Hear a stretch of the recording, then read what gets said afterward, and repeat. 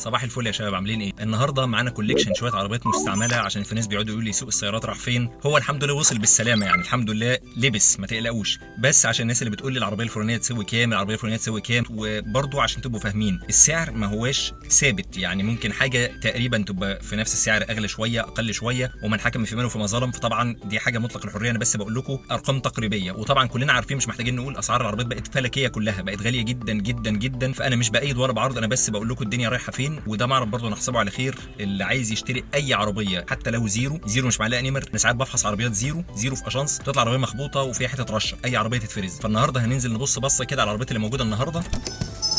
السيراتو دي بتاعتي مش معروضه للبيع. معانا اول عربيه النهارده حبيبه قلبي، هي هونداي اتوس. يلا نبص بصه. هونداي اتوس، اللي عارفني عارف ان انا بعشق العربيات الصغننه المحندقه دي. العربيات دي على فكره يا اخوانا جوه المدينه اكتر من هايله، انا جبت العربيه دي كذا مره، عربيه رائعه رائعه جوه المدينه. اللي مش عارف، العربيه دي نفس محرك الهيونداي الاي 10، عربيه صغننه زي ما احنا شايفين كده. الصالون بتاعها كويس، شنطه صغيره بتشم البنزين شم، موتورها 4 سلندر 1100 سي سي، قطع غيارها حنينه محندقه، حاجه كده ملمومه جوه المدينه. طبعا اصبحت اسعار النهارده فلكيه. زمان العربيه دي كانت زيرو ب 56,000 ب 52,000، الكلام ده 2008 2009، بس النهارده اعتقد افريج 100 110 90، يعني في الحدود دي تقريبا. نبص بس على العربيه اللي معانا كده بسرعه النهارده.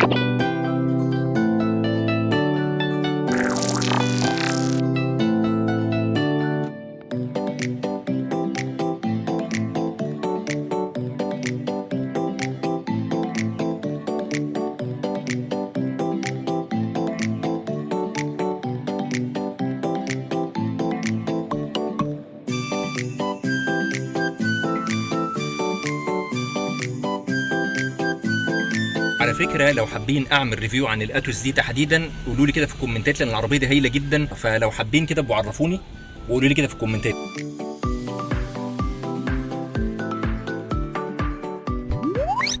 نيجي للعربيه اللي معانا بعد كده، شيفروليه اوبترا. عربيه طبعا غنيه عن التعريف، منتشره في كل مكان في مصر، ونجحت الفتره الاخيره، وحتى شغاله اوبر. والعربيه اللي شغاله اوبر وكريم بتعرف ان هي عربيه اعتماديه الى حد كبير بالنسبه للفئه السعريه. عربيتنا النهارده فابريكا بالكامل موديل 2017، والعربيه الفئه الاخيره التوب لاين، نازله فتحه سقف، طرمانت فانكشن، سنسور خلفي، جنوط سبور، 2 ايرباج، اي بي اس. عربيه حالتها ممتازه جدا جدا، فابريكا بالكامل من الاكسدام للاكسدام.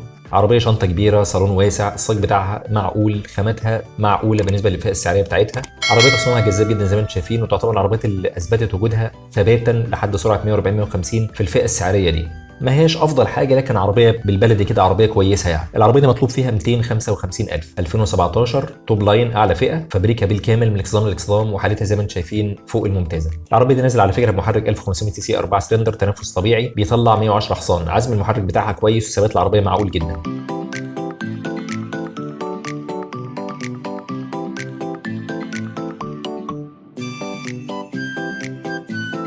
العربيه اللي معانا بعد كده تيجو 3، عربيه مشهوره جدا غنيه عن التعريف في مصر برضو، اثبتت كفاءه الفتره الاخيره، وتعتبر من افضل وارخص العربيات الاس يو في الفئه السعريه دي. عربيه تجميع محلي، صالونها واسع، شنطتها ضخمه جدا 520 لتر تقريبا، صاج العربيه تقيل، واداء المحرك بتاعها قوي، موتور 1600 سي سي متوصل بفتيس سي في تي. العربيه اللي معانا النهارده كسر زيرو، عربيه 2020، عدتها 29,000 كيلو فقط، حالتها فوق الممتازه، فابريكا بالكامل من الاكسدام للاكسدام، ما فيهاش خربوش، حاله فوق الممتازه. العربيه تيجو 3 بتنزل فئه واحده للي عارف، فيها كل حاجه، تكييف، باور، ازاز كهرباء، 2 ايرباج، اي بي اس، جنوط سبور، فتحه سقف. العربيه اللي معانا النهارده مطلوب فيها 345,000، موديل 2020، ماشيه 29,000 كيلو، مطلوب 345.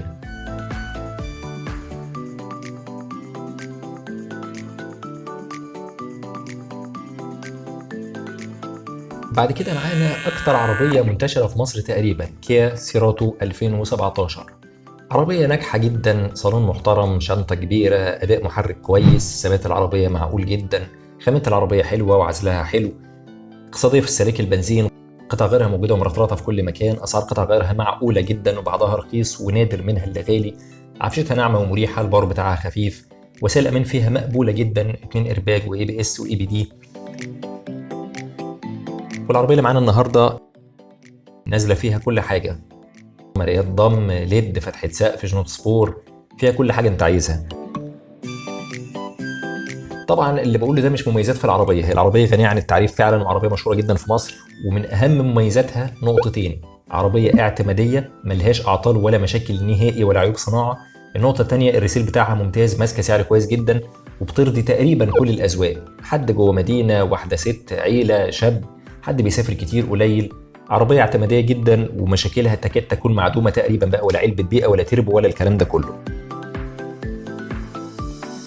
المهم العربيه اللي معانا النهارده موديل 2017، فابريكا بالكامل ما عدا رفرف وباب عشان الخرابيش، وصاحب العربيه مصورها قبل وبعد الرش عشان ياكد ان هي مش خابطه، انها خرابيش اللي كان متامن عليها.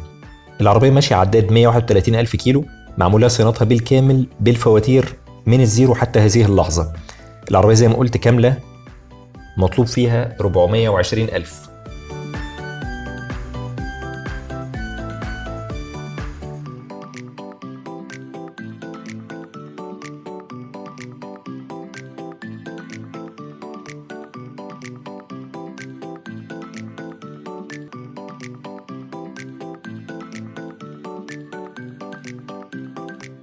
نطلع بقى بالفئة السعرية شوية، والعربية اللي معانا بعد كده الوحش الياباني ميتسوبيشي إكليبس. عربية ياباني 100% صناعة وتقفيل، عربية من العربيات الاس يو في اللي فعلا قولا واحدا محترمة، ويا سلام لو ركبت منها الأول ويل درايف. لكن اللي معانا النهارده الفئة الرابعة اللي قبل الأخيرة، اللي هي بتنزل جر أمامي مش دافع رباعي. العربية اللي معانا النهارده حالة فعلا شاذة، أنا فعلا استغربت لما قلبت في العربية ريحة المصنع فيها، حالتها فوق الممتازة، ربنا يبارك لصاحب النصيب فعلا يعني. العربية ماشية 11,000 كيلو بس، وارد الكويت جاية من بره، مواصفات خليجي حقيقية، فابريكا بالكامل من الاكسدام للاكسدام، نازل طبعا فيها اي سايد، شاشة داخلية، فرش جلد، كراسي كهرباء. العربية دي مطلوب فيها 680,000، مطلوب 680. والعربية موديل 2020 ميتسوبيشي إكليبس موديل 2020، فابريكا بالكامل، الفئة اللي قبل الأخيرة، ماشية 11,000 كيلو، مطلوب فيها 680,000.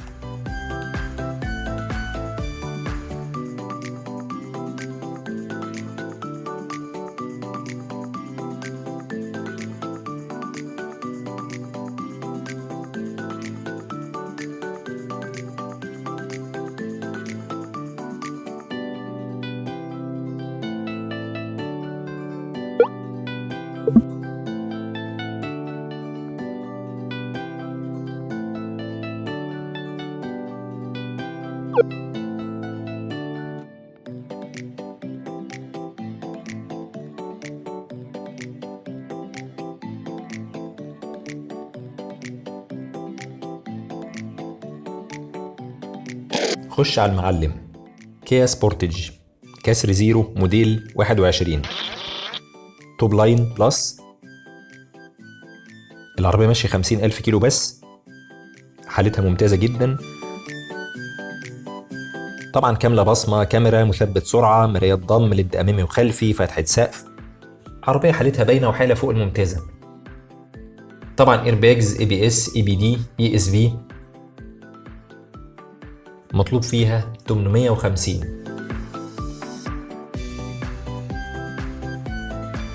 كمان مرة كيا سبورتج موديل 21 توب لاين بلس، العربية كاملة،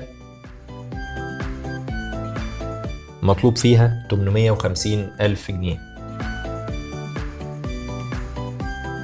عربية غنية عن التعريف، نجحت الفترة الأخيرة في مصر نجاح باهر جدا، فيها موتور 1600 سي سي تنفس طبيعي اعتمادي لأبعد الحدود مش بتاع مشاكل، فتيس 6 سبيد اعتمادي جدا برضه مش بتاع مشاكل، صالون واسع، خامات كويسة، عربية مريحة في الركوب، عفشة محترمة، العربية قطع غيارها موجودة في كل مكان وصيانتها سهلة. عيوبها تتلخص ببساطة في علبة البيئة اللي حلها سهل، تتغير تبع الضمان أو تجيبها استيراد أو في ناس بتعمل لها حل. أو العيب التاني إنها أدائها متواضع حبتين 3 في الجري والتسارع، والسلاك البنزين مش أفضل حاجة. لكن ان توتال هي عربيه محترمه جدا قولا واحدا، ومن العربيات اللي بالبلدي كده فلوسها فيها، بغض النظر على الاسعار الغريبه اللي وصلت لها زيرو بتكسر 1,200,000 زيرو الشكل ده.